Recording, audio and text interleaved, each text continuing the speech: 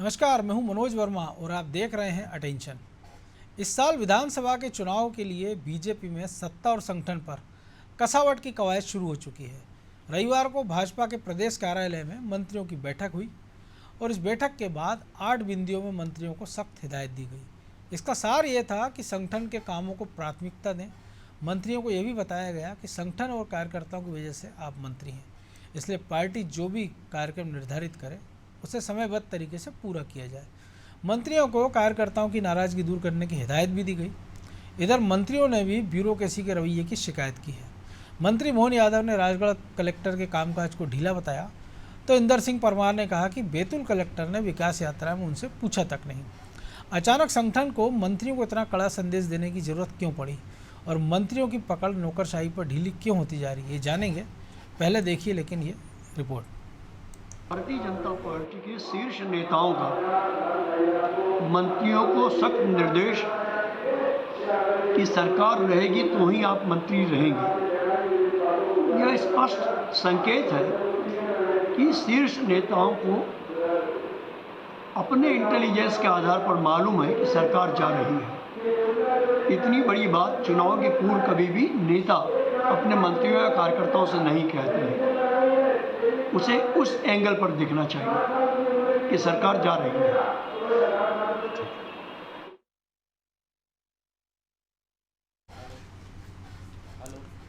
तो इसी मुद्दे पर चर्चा करने के लिए हमारे साथ जुड़ गए हैं वरिष्ठ पत्रकार खिलावन चंद्राकर और हमारे सहयोगी ब्रजेश चौक से।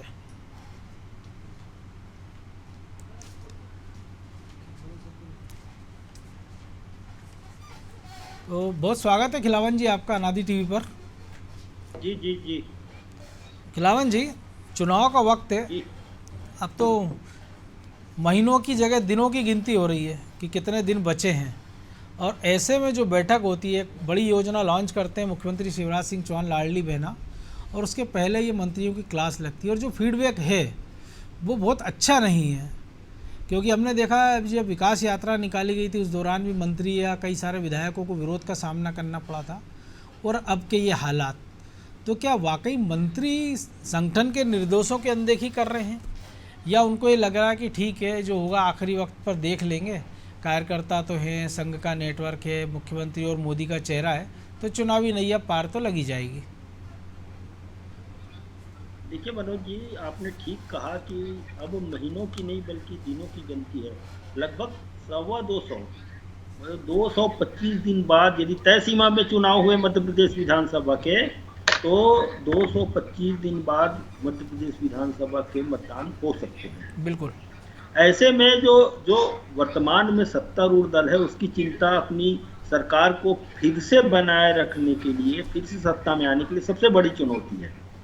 इसीलिए संभवतः बार बार इस बैठकें हो रही है प्रदेश में, भाजपा कार्यालय के मुख्यालय में बार बार बैठकें हो रही है, अलग अलग वर्गों की बैठकें हो रही है। कल जब मंत्रियों की बैठक हुई और उस बैठक में जिस तरह की बातें निकलकर सामने आई उससे स्पष्ट है कि पूरा संगठन, चाहे वो शिव प्रकाश जी हो, चाहे वो मध्य प्रदेश के भाजपा के प्रदेश अध्यक्ष हो, चाहे संगठन मंत्री हो नित्यानंद जी, चाहे मुख्यमंत्री हो, ये सभी के सभी जो है मंत्रियों के कार्यकलाप से, मंत्रियों के भ्रमण से, मंत्रियों को जो जाना चाहिए अपने प्रभार वाले जिले में तो नहीं जाते। इस बात से बहुत ज़्यादा घोर असंतोष है और फटकार भी लगाई गई। बिल्कुल।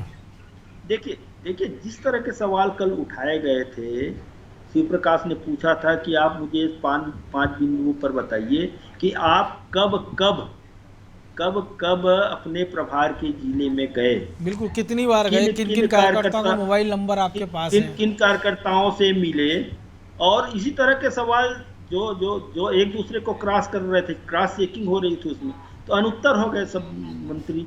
तब जब मंत्रियों ने जो कहा वो जो है सीधे शिवराज सिंह चौहान पर ही आक्रमण कहूंगा मैं, तो उनके प्रशासनिक व्यवस्था पर आक्रमण करते हैं। यदि धार कलेक्टर को लेकर के कोई बात कही जाती है या बैतूल के कलेक्टर को लेकर कोई बात कही जाती है वहां के प्रभारी मंत्री के द्वारा, तो निश्चित रूप से प्रशासनिक व्यवस्था पर प्रहार है। और ये प्रशासनिक लेकिन अगर सभी मुख्यमंत्री को करना है तो फिर मंत्री क्यों, किस काम के? देखिए, मंत्री यदि शिकायत करते हैं तो उस जिले के कलेक्टर को बदलने की परंपरा हम देखे हैं कि यदि मंत्रियों की तरफ से कोई शिकायत आती है तो जिस तरह से बैतूल के कलेक्टर को लेकर के कहा गया कि उन्होंने जो है कार्यक्रमों को लेकर के, विकास योजनाओं को लेकर के जनता तक ले जाने के लिए कलेक्टर ने रोक दिया आपको, कार्यकर्ताओं से मिलने से किस कलेक्टर ने रोक दिया आपको? जिला कार्यालय में जाने से किसने रोक दिया? और सबसे बड़ी बात देखिए, है कि ये शिकायत अगर वो पहले करते, इस बैठक के पहले, कि जब उनसे फीडबैक लिया गया, तो भी लगता है कि ठीक है ब्यूरोक्रेसी सुन नहीं रही है या मंत्री लाचार हैं। लेकिन जब आप ऐसी समय बोल रहे हैं कि ये तो वही है कि घोड़े की बला तबेले के सर। बहाने लाख होते हैं खुद की गलतियों को छुपाने के लिए, इसी तरह के बहाने हैं वो। और बहाने भी क्या आप है? जिले में एक जाते कलेक्टर नहीं। ढीला है, ढीले से क्या ही पा रहा? बताइए कि ये काम करना था, ये नहीं कर पाए। एक कलेक्टर ने विकास यात्राएं निकाल दी, तो ये अच्छा हुआ कि बुरा हुआ? एक क्या टाइट क्या है, करता रहता एक हूँ आपका? टाइट है, आपसे ज्यादा चुस्त है हाँ। तो भी दिक्कत है, और एक ढीला है तो भी दिक्कत ढीला है। है। कुल मिलाकर के यही कहना है मेरा कि अपनी गलतियों को छुपाने के लिए तरह तरह के बहानेबाजी होती है। आप और हम देख रहे हैं कि कोई भी मंत्री जो है अपने प्रभार के जिले में नहीं जा पाते। कई मंत्रियों की तो ये शिकायत है कि उत्तर में एक जिला दे दिया हमको, दक्षिण में दूसरा जिला दे दिया। तो क्या हम हमारा समय सिर्फ जिले में आने जाने में बर्बाद कर देंगे? इस तरह की बात भी पर्दे से बाहर निकल के मंत्री कहते लेकिन हैं। ऐसा भी नहीं है। अर्थात- और अब तो बीजेपी खुद कह रही है ना कि दिग्विजय सिंह के शासनकाल की सड़कें नहीं है, ये गडकरी के चमचमाते हाईवे मोदी सरकार के, कि देश के कोने से, प्रदेश के कोने से दूसरे कोने में 6 से 7 घंटे में आप पहुंच सकते हैं। तो ऐसा भी नहीं है कि किसी मंत्री को, मुरैना के किसी मंत्री को आपने कहीं सुदूर मंदसौर का प्रभार दे दिया हो, इतनी दूरी के प्रभार भी नहीं है। और ऐसा भी नहीं कर सकते ना खिलावन जी के, रीवा का मंत्री है तो रीवा का ही आसपास का प्रभार दे दें, तो फिर क्या होगा ये भी आप भी जानते हैं। भोपाल का है, भोपाल के आसपास के जिले का दे दें तो आप भी जानते हैं कि फिर क्या होगा। मंत्रियों का डेरा कुछ जरूरत से ज्यादा वहां डल जाएगा और उसके दूसरे परिणाम निकलेंगे, दूसरे परिणाम सामने आएंगे, वो सरकार को और मुश्किल में डाल देगी। जो जीत का अभी एक सरकार के मंत्री है, विंध्य के एक जिला है उनके पास, तो खबरें यही है कि वो जब जाते हैं प्रवास पर तो कांग्रेस की एक महिला नेत्री के यहाँ वो रुकते हैं। संगठन के पास सब प्रमाण शिकायतें हैं इसकी। बहुत सारी और शिकायतें हैं, बहुत सारी इस तरह की शिकायतें। कई मंत्रियों की यहाँ तक शिकायत की प्रभार के जिले में जाते ही नहीं। बिल्कुल। कई शिकायत ये है कि यदि आते हैं, एक आध दो बार आ भी जाते हैं महीने में, तो कार्यकर्ताओं को अलग करके सिर्फ योजना मंडल की बैठक और कलेक्टर के साथ बैठक, इसी में वो अपने आप को व्यस्त कर लेते हैं। वो आम जो कार्यकर्ता है जिनको अपने बहुत सारे काम रहते हैं मंत्रियों से, या बहुत सारी शिकायतें रहती जिनको करना होता है उनसे, उन कार्यकर्ताओं को भी समय नहीं दे पाते वो। तो ये इस तरह की शिकायतें भी है। और कई मंत्रियों की शिकायत तो यहाँ तक है कि वो जो है सिर्फ जो कंट्रैक्टर के काम है, ठेके पर देना है जिन कामों को, उस पर ज़्यादा इंटरेस्ट रखते हैं। इस तरह की बात भी आती है। तो कुल मिला के मेरा ये कहना है कि यदि मंत्री टाइट नहीं रहेंगे, यदि मंत्रियों को सौंपे गए दायित्व को पूरा नहीं कर पाएंगे, तो निश्चित रूप से भाजपा को आने वाले दिनों में, आने वाले चुनाव में बहुत मुश्किलों का सामना करना पड़ सकता है। वैसे भी एंटी इनकम्बेंसी की बात बार कही जा रही है। वो एंटी इनकम्बेंसी न सिर्फ मुख्यमंत्री को लेकर के है, बल्कि सरकार के मंत्रियों और विधायकों, भाजपा के विधायकों को लेकर के भी है। तो इसका प्रभाव बहुत ज़्यादा है। इसलिए इसको दूर करने के लिए आपको नेक टू नेक लोगों से, अपने कार्यकर्ताओं से, वहाँ की जनता से बात करनी पड़ेगी, तभी आप बैतरनी पार कर सकते हैं 2023 के जो नवंबर में चुनाव होने वाले हैं उसमें भी। बिल्कुल। ब्रजेश जी, 14 तारीख से बूथ विस्तारीकरण, सशक्तिकरण कार्यक्रम भी बीजेपी शुरू कर रही है, और उसके पहले बैठक और एक एक आदमी का फीडबैक मंत्रियों का, क्योंकि अभी तक सारे के सारे फील गुड में चल रहे थे, क्योंकि संगठन फील करके रह जाता था भैया आप ये नहीं कर रहे, वो नहीं कर रहे, और मंत्री गुड थे एकदम कि कोई दिक्कत ही नहीं है, संगठन सब संभाल लेगा। लेकिन जब रिपोर्ट कार्ड 1 to 1 आया तब समझ में आ रहा है, तो आप ठीकरा दूसरों के सर फोड़ना चाह रहे हो। तो अब ऐसे हालात में ये तो आपके पास जहाँ प्रभार है कि जहाँ पे आप बिल्कुल फ्री हैंड हैं, कि आपको ये डर नहीं है कि कलेक्टर किसी ऐसे अधिकारी को बिठा देगा जो आपको चुनाव में नुकसान पहुंचा सके, या आपकी नहीं सुनेगा तो चुनाव हारने का डर है। ये आपके ज़िले के प्रभार में होता तो चलो ठीक था कि भाई वहाँ के कलेक्टर से आप डर के रह रहे हैं या उसकी बात मान रहे हैं, तो आप तो जिन प्रभार के ज़िलों में जहाँ आप डंडा चला सकते थे, जहाँ से एक मैसेज दे सकते थे अपने प्रभार, अपने जहाँ के संगठन जहाँ से आप आते हैं उस क्षेत्र के कलेक्टर को भी, उस क्षेत्र के कार्यकर्ताओं की, जब आप वहाँ भी ये नहीं कर पा रहे हैं तो फिर कैसे उम्मीद की जाए कि आप अपनी सीट के अलावा 2-4-10 सीटें और जिताने में संगठन को मदद करेंगे? देखिए मनोज जी, कुछ संगठन की मजबूरियां थीं, हम कह सकते हैं कि इस वजह से वो मंत्रियों पे वो लगाम नहीं कस पा रहे थे, क्योंकि कुछ बहुत सारे अधिकांश मंत्री ऐसे हैं जो दूसरे दल से आए थे और मजबूरी में जो सत्ता में जिस तरह से वापसी हुई है, हो सकता है वो वजह रही हो कि वो चाबुक नहीं चला पाए, लेकिन भय बिन प्रीत तो नहीं होती। और बीजेपी के संगठन को आज जो चाबुक चलाना पड़ रही है या जो चमकाना पड़ रहा है, मुझे लगता है ये निरंतर करते रहना चाहिए था। आज जब वो कह रहे हैं, आज जो समस्या क्यों बता रहे हो आप, ये समस्याएं आपके पास अचानक थोड़ी नहीं आई मनोज जी। और आपको मैं बताऊं, कोई भी नेता या कोई भी मंत्री वो मौका नहीं छोड़ता है यदि किसी अफसर को फटकार लगाना हो। आप बताइए, कोई जायज बात होती, किसी योजना में गड़बड़ी होती, तो आप क्या उम्मीद कर रहे हो वो संगठन में अंदर बंद कमरे में कह रहा होता कलेक्टर ने आपने ये काम नहीं करा? वो सार्वजनिक मंच से कलेक्टर को फटकारा होता कि आपने विकास यात्रा की वीडियो देखे, आरोप लगा रहे हैं नेता, राज्य मंत्री का दर्जा प्राप्त नेता आरोप लगा रहे हैं कि बिना पैसे लिए दिए अफसर काम नहीं कर रहे हैं। तो आप देखिए कि कौन नेता है। निश्चित तौर पर ये आरोप तब लगाए जाते हैं मनोज जी कि जब आपके हित के काम कलेक्टर अड़ंगे लगाते। नियम कायदे के कानून के काम में मुझे नहीं लगता कि कोई भी कलेक्टर अड़ंगे लगाता होगा। किसी कलेक्टर से योजना के बारे में आप बात कीजिए कि ये योजना की समय सीमा निर्धारित कर दीजिए, उस समय सीमा में काम होना चाहिए। आप नहीं करोगे तो आप देखिए सार्वजनिक मंच से क्या आप कहीं भी खड़े होकर फटकार लगा सकते हो, और सरकार क्या मीडिया के सामने सबके सामने लगा सकते हो, तो एक मैसेज भी दे सकते हो कलेक्टर को अपने हिसाब से काम करवाने के लिए। लेकिन ये सिर्फ बहाने हैं, क्योंकि कलेक्टर ने आपको किसी कार्यकर्ता के घर जाने से नहीं रोका, कलेक्टर ने आपको जिला कार्यालय में जाने से नहीं रोका, कलेक्टर ने ये थोड़ी नहीं कहा कि आप मेरे जिले में मत आइए। मलाईदार वाले जिले होते हैं मनोज जी, 400-400, 300-300 किलोमीटर रास्ता नाप के चले जाते हैं। हमने तो देखा जब कांग्रेस की सरकार थी तो चंबल के एक जिले में मंत्री जी कैसे लाइन लगा के पहुंच जाते थे, उनके रिश्तेदार हर दूसरे दिन पहुंच जाते थे। तो जरूरत ये है कि आप क्यों नहीं जाना चाहते उन जिलों में, आप क्यों नहीं जाना चाहते शहडोल में, आप क्यों नहीं जाना चाहते उन ऐसे जिलों में, पन्ना जिलों में, या पन्ना तो बहुत अच्छा जिला है समझ लीजिए, आप दूसरे ऐसे जिले जहाँ पे आपको आर्थिक लाभ ना होता हो। मुझे लगता है वही रोना है और कुछ नहीं है इसके पीछे, कि आप अपनी मनसा अनुसार वहाँ काम नहीं कर पा रहे हैं। तो अब आपने कहा कि कलेक्टरों पर ठीकरा फोड़ दिया। आप यदि कह रहे थे कि कलेक्टर ढीला है तो आप बताते कि ये काम था कलेक्टर को इस योजना में 1 साल लगना चाहिए था, कलेक्टर ने 3 साल लगा दिए। मैं कह के रह गया, 3 बैठकों में मैंने कहा, निर्देश दिए, ऊपर मंत्री तक, मुख्यमंत्री तक कहा, संगठन में 3 बार बताया। ये बात बताते तो ज्यादा जब वो भी कि पूरे संगठन और सरकार के निशाने पे दिग्विजय सिंह रहते हैं, और उनके राजगढ़ जिले में अगर आपने कलेक्टर ढीला है तो उसको तो सबसे पहले आपको हटवा देना चाहिए था, और इससे पहले तो मंत्री बदल देना चाहिए कि राजगढ़ जिले में यदि ऐसा ढीला मंत्री है जो सिर्फ एक कलेक्टर की वजह से रोना रोता रहे, तो फिर सोच लीजिए कि आप वो कलेक्टर क्या काम कर रहा होगा, और आप वो हारी हुई सीट कैसे जीत सकते हो। जहां आपको मजबूत व्यक्ति को उतारना चाहिए था, जो आपने बात कही ना, दूसरी सीटें कैसे जिता देंगे। तो ये सिर्फ ठीकरा फोड़ना है मनोज जी। जब आपकी लगाम कसी गई, आपका ट्रैक रिकॉर्ड देखा गया, आपके बारे में छानबीन की, आपका फीडबैक आया नीचे से, जब कार्यकर्ताओं ने कहा साहब वो तो हमारे पास आते ही नहीं है, जब सूचना ही नहीं दी जाती कि प्रभारी मंत्री कब आ रहे हैं, तब आप कह रहे हो कि साहब कलेक्टर पे और बाकी तमाम। आप अपना रिपोर्ट कार्ड बताइए ना कि आप कितने दिन रुके। और ये पहली बार कोई नहीं कह रहा, संगठन भी या सरकार भी, मुख्यमंत्री शिवराज सिंह चौहान, कि आप अपने प्रभार के जिलों में जाइए। बार बार हर बैठकों में ये ताकीद किया जाता है कि आप प्रभार के जिलों में जाइए, कार्यकर्ताओं से मिलिए। तो फिर आप भी एक डायरी मेंटेन करना चाहिए, जिस तरह से अधिकारियों से कहा जाता है। तो मंत्री क्यों नहीं करते? वो इस वजह से कह रहे हैं कि जब आपको चेतावनी मिली कि क्यों ना आपके मंत्री, कई सारे मंत्री ऐसे है ना ब्रजेश जी, उनकी डायरी में सारा हिसाब किताब मिलेगा, सिवाय इसके कि वो प्रभार के जिलों में कितनी बार गए। तो यही तो आप चेक करें, उनको उनकी डायरी में ना मिले आपको, लेकिन आपके कार्यकर्ता, आपका संगठन में और मंत्री का जो टूर का प्रोग्राम बनता है उसमें तो मिल ही जाता है ना। कोई छिपके तो मंत्री जा नहीं सकता प्रभार के जिले में कि वो चुपचाप आधी रात में आए और चुपचाप चला जाए। यदि प्रभार के जिले में जाएगा तो उनके कार्यकर्ताओं को भी आज नहीं, उस दिन सूचना नहीं मिलेगी, जिला अध्यक्ष हो, अगले दिन पता चल जाएगा कि आपका प्रभारी मंत्री आए थे, इन कार्यक्रमों में, आयोजन में शामिल होकर चले गए, या बैठक में शामिल होकर चले गए, या निजी कार्यक्रम से आए थे और चले गए।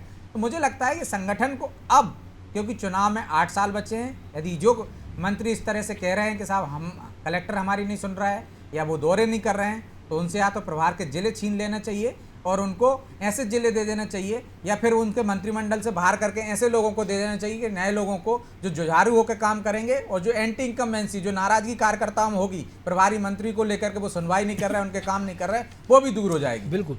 तो खिलावन जी, एक दिलचस्प बात हो रही है कि जो जिक्र होता हमेशा कि दूसरे दल के कई सारे नेता आ गए, मंत्री बन गए, लेकिन उन्होंने ना कोई शिकायत की है, ना उनके लिए कोई शिकायत है। दूसरी तरह की तमाम शिकायतें हैं उनके लिए कि किसी के चक्कर में कोई लड़की होटल में तोड़फोड़ कर देती है, किसी की संपत्ति विवाद में है, किसी के प्रभार में डैम फूट जाता है, लेकिन कार्यकर्ताओं की नाराजगी की खबरें नहीं है। वो कभी ब्यूरोक्रेसी का उनसे खुश है, और ब्यूरोक्रेसी को लेकर वो कभी रोना नहीं रहते हैं कि साहब वो फलाना कलेक्टर नहीं सुन रहा है, एसडीओपी नहीं सुन रहा है, थाना प्रभारी, पटवारी, तहसीलदार या जो भी प्रशासनिक इकाई का आदमी है कि वो साहब उनकी बात नहीं सुनता है।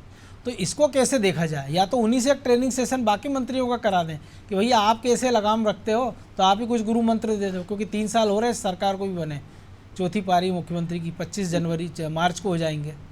बशर्ते कि वो जिन विवादों में है उनके गुरु मंत्र ना दे जाएं। बिल्कुल। मनोज जी, मध्य प्रदेश के इक्का दुक्का मंत्रियों को छोड़ दें आप, 2-3 मंत्रियों को, तो लगभग हर मंत्रियों के परफॉर्मेंस को लेकर के संगठन में बड़ा सवाल है, और इस सवाल का जवाब ढूंढने के लिए कोशिश की जानी चाहिए यदि फिर से सरकार बनानी हुई है तो। देखिए, 2 तरह के, कलेक्टर ढीला और मंत्री का कैरेक्टर ढीला, इन दोनों में अंतर करना जरूरी है। देखिए, एक मंत्री प्रभार के जिले में अपने जाता है तो वो हितग्राही मूलक योजना में क्या प्रोग्रेस है इसको देखने के बजाय वो ये देखने लगता है कि फलाना रेत का खदान मैंने कहा था वो अभी तक आवंटित फलाने व्यक्ति को क्यों नहीं हुआ, ये इस तरह के सवाल उठाए जाते हैं। यह भी सवाल उठाया जाता है कि ये निर्माण कार्य की समय अवधि 2 साल में पूरा होना था, 4 साल हो गए, क्यों पूरा नहीं हुआ है? उस ठेकेदार को मेरे पास भेजो, रात में मैं सर्किट हाउस में रुक रहा हूँ। इस तरह की बातें भी हमने सुनी। कलेक्टर के साथ जो समीक्षा बैठक होती है उसमें कम बोलता है, बंद कमरे में ज्यादा बोलता है। बंद कमरे में ज्यादा बोलता है। तो और आजकल तो घड़ियों के भी कान होते हैं, दीवालों के साथ साथ आजकल घड़ियों के भी कान होते हैं, आंख भी होती है। हाँ, घड़ियों में सीसीटीवी कैमरा लगा दिया जाता है आजकल। सावधान रहने के लिए बोल दीजिए आप अपने कुछ मंत्री साथियों को। तो कुल मिला के मेरा ये कहना है कि जिस तरह से वातावरण निर्मित हो रहा है भाजपा में, तो भाजपा में उस वातावरण को जो है समाप्त करना चाहिए, तभी वो आगे का रास्ता तय कर पाएंगे। वैसे भी उनके पास पाने को तो बहुत कुछ है, और खो जाएंगे तो मुझे लगता है खोने का दुख बहुत ज़्यादा रहेगा। और कांग्रेस जो मुख्य विपक्षी दल है कांग्रेस, वो भी जो है कमतर नहीं दिख रही है आने वाले चुनाव को लेकर के। यदि वो 1000 देंगे बोलते हैं तो हमारी सरकार बनेगी 1500 दे देंगे महीने में महिलाओं को। लेकिन इस तरह का कंपटीशन कोई भी राजनेता खोने की कहाँ सोचता है, उसको तो हरा ही दिखता है ना, वो तो सोचता है मैं तो जीत ही रहा हूँ। और जो हम भी बात कर रहे हैं पाने पे ज्यादा ध्यान रहता है, खोने पे कम। खोना भी नहीं चाहता। कुल मिला के यही है कि जो काम प्रभारी मंत्रियों को अपने जिले में, प्रभार के जिले में जाके करना चाहिए, ताकि जनता को ज़्यादा से ज़्यादा उनके प्रवास का लाभ मिल सके, उनके कार्यकर्ताओं को ज़्यादा से ज़्यादा उनके प्रवास का लाभ मिल सके, वो लगभग पटल से गायब है। और यही जो मुद्दे गायब हैं पटल से, उसी को फिर से लाने का प्रयास भाजपा संगठन कर रही है। यदि कल मुख्यमंत्री भी, सौभाग्य की बात है कि मुख्यमंत्री भी उस बैठक में शामिल थे, तो मुझे लगता है कि जो प्रस्तावित है, जो समझा जा रहा है बार बार कि बजट सत्र के बाद कुछ परिवर्तन होंगे, तो ढीले ढक्कन को बाहर किए जा सकते हैं, और अच्छे काम करने वाले विधायक और हैं या पूर्व मंत्री हैं जो घर बैठे हुए हैं, उन्हें उनके पुराने काम के आधार पर फिर से लाया जा सकता है। फेरबदल होगी तो और मुझे तो ये लगता है मनोज जी कि कार्यकर्ताओं को पहले साध लेना चाहिए, क्योंकि हमने देखा है 2018 का चुनाव कि आपको लगभग मतदान बराबर मिले, बिल्कुल ज्यादा वोट मिले। जनता में उतनी नाराजगी नहीं है। यदि जनता अरे अभी हम नगरी निकाय 18 क्यों जाए, 2021 में हमने 22 में देखा है कि आप महापौर का चुनाव हार जाते हैं लेकिन परिषद आपकी बन जाती है। इसका मतलब है कि कार्यकर्ता को पता है कि किसको क्या करना है, किसके लिए क्या करना है। तो सबसे बड़ी चुनौती ये है कि आपका कार्यकर्ता आपसे नाराज नहीं होना चाहिए, क्योंकि बीजेपी के बारे में कहा जाता है कि यदि वो हारती है तो उसके अपने लोग उसको हराते हैं, वो घर बैठ जाते हैं, वो कार्यकर्ता वो नाराज होते हैं। तो ये जो एक सबसे बड़ी चुनौती है कि कार्यकर्ताओं को सबसे पहले आपको साधना है। यदि वो लंबे समय से नाराज है, कोविड काल के बाद से, और जिस तरह से सरकार बनी है उसकी उतनी सुनवाई नहीं हो रही, उतना महत्व संगठन में नहीं मिल रहा है, उसको सरकार में नहीं मिल रहा है, तो अब उसकी पीठ पे हाथ रखने की समय आ गया है कि यदि थोड़े बहुत उसके काम है वो कर देना चाहिए। उसको किस तरह हो सकता है कि ये जो फटकार है ये उसी दिशा में हो, क्योंकि अब पहले ये होता था कि संगठन के या प्रदेश अध्यक्ष के लेवल पे जो कुछ हो जाता था, या प्रदेश संगठन महामंत्री के लेवल पे। लेकिन अब देख रहे हैं कि राष्ट्रीय स्तर के नेता जब शिव प्रकाश हों, जामवाल हों, वो अगर फटकार लगा रहे हैं तो शायद कार्यकर्ताओं के कोई फीडबैक नीचे तक गया और एक मैसेज उन तक कि भैया ठीक है, देखिए जो मंत्री आपकी सुनते नहीं हैं, प्रभार के ज़िले में नहीं जाते हैं, बैठकें नहीं करते हैं, आपसे संवाद नहीं करते हैं, आपके घर खाना नहीं खाते हैं, ये उनकी हमने इतनी उनकी क्लास लगा दी है और अगर उन्होंने फिर गड़बड़ की तो कान पकड़ के उनको बाहर कर दिया जाएगा या उनका टिकट काट दिया जाएगा। तो आपको पता ही है ना मनोज जी कि इससे पहले ये फीडबैक कहाँ से आया होगा? जिस तरह से हमने देखा है कि राष्ट्रीय स्तर के नेताओं ने संभागीय दौरे किए, बिल्कुल कार्यकर्ताओं से संपर्क किया, तो जो फीडबैक उनने खुद लिया है ना, उनको किसी दूसरे माध्यम से नहीं आया। शिव प्रकाश, पी मुरलीधर राव, सारे अजय जामवाल, सारे लोग जा रहे हैं। इन लोगों ने जो संभागीय स्तर पर बैठकें की, कार्यकर्ताओं से चर्चा की, रात गुजारी उन क्षेत्रों में, तो जो फीडबैक आया है निश्चित तौर पर उसी की वजह से ये लगाम कसी जा रही है।